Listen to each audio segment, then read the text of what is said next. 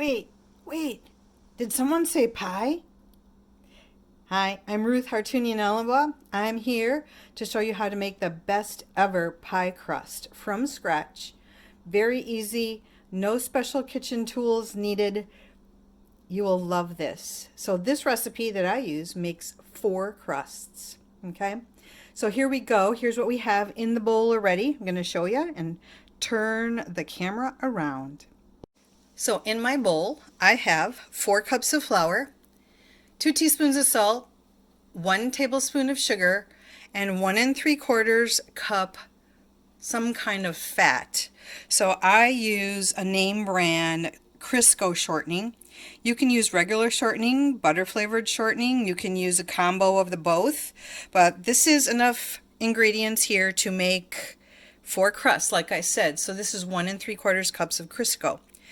While I have this here, I also have prepped the next few ingredients, which include a tablespoon of vinegar, some ice cold water, so I have the water there with some ice cubes in it, and then an egg yolk, so I just have that sitting straining. Okay, so those are my next few ingredients.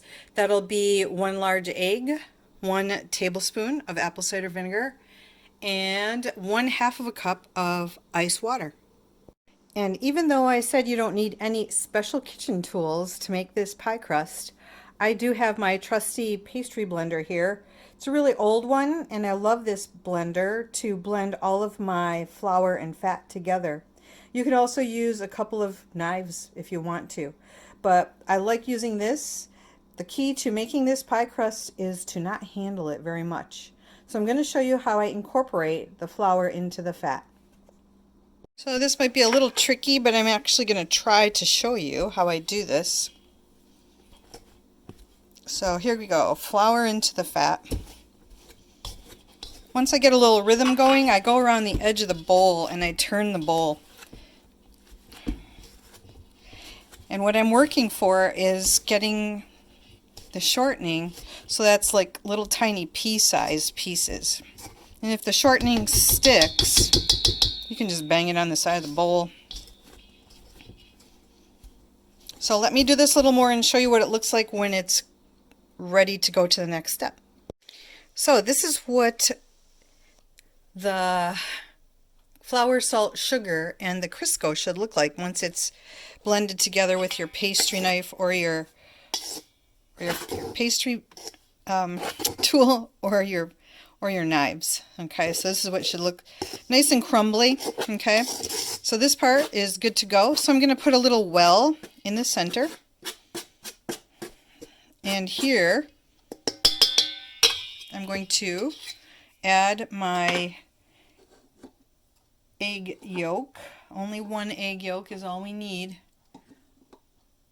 And my egg yolk doesn't want to cooperate. It doesn't want to separate. Oh well. Anyway, there's the egg yolk. Here is my 1 tablespoon of vinegar that I'm going to kind of sprinkle all around. And this is my 1/2 cup of ice cold water. Kind of going all around with that too. Now at this point, you don't want to play with the dough too much. This is the critical point. This is the point where you're going to take your trusty fork and you're going to blend this all together. I usually work my way from the outside to the in.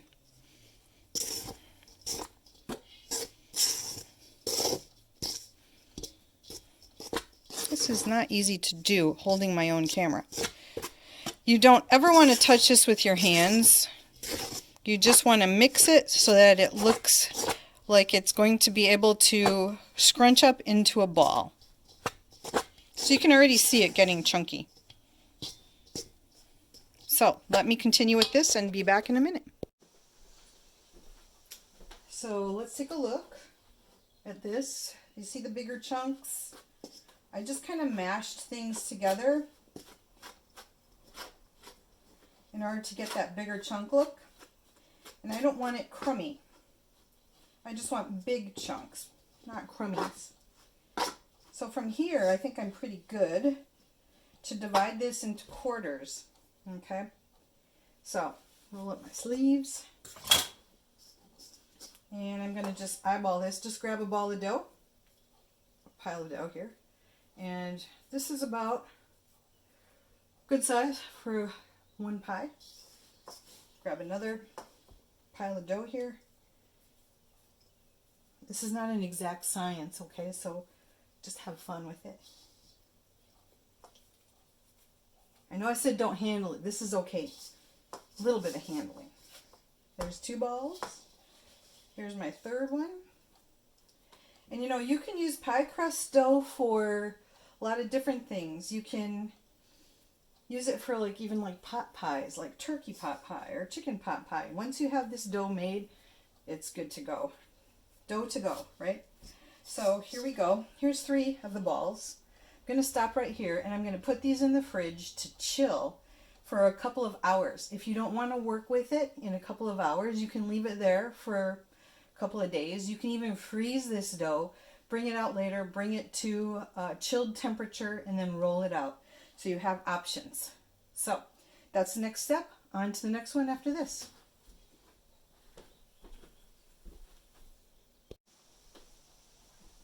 All right, we have chilled dough. I'm going to take one of my dough balls out of here. I would put the rest back in the fridge, but for the sake of time, we're going to just move on here. I have 3 kinds of rolling pins. This one goes like this. This one is nice for getting into the corners, but I always go back to this one. So these other 2 don't make the cut.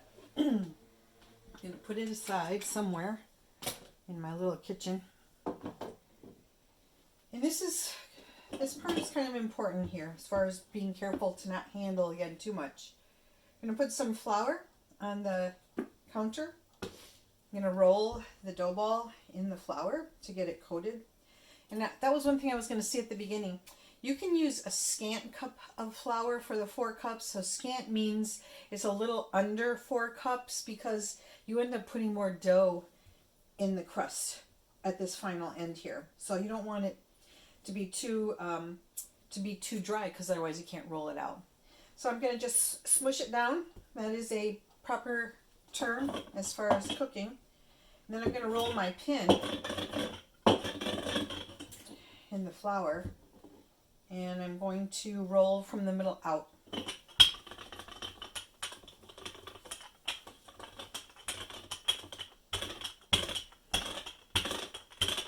Quick movements. I can tell it's already sticking, so I'm going to throw some more flour on here.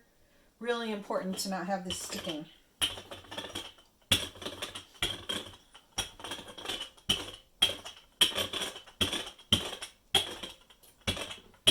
So just rolling from the middle to the edges. And it's okay if it's not perfect. Isn't that good to know? A little bit bigger. I think that's good enough. All right, we're gonna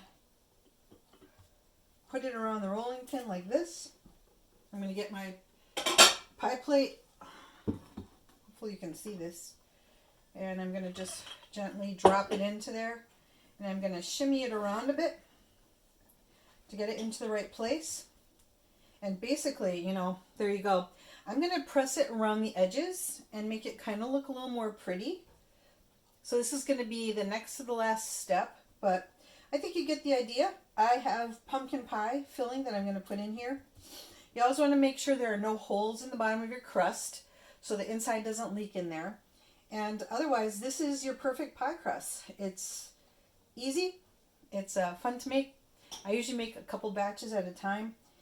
Enjoy it as it could be your next best slice of life. This is my PS. I did want to show you a completed pie that was baked. I took this out of my freezer. This is an apple pie. I like using cutouts to put on the crust. You can use different leaves and stuff like that, or baby feet for baby showers. You can customize a pie any way you want. This one was made with apples from Beal's Orchard. Awesome stuff. So enjoy making pie. I say so a lot, don't I?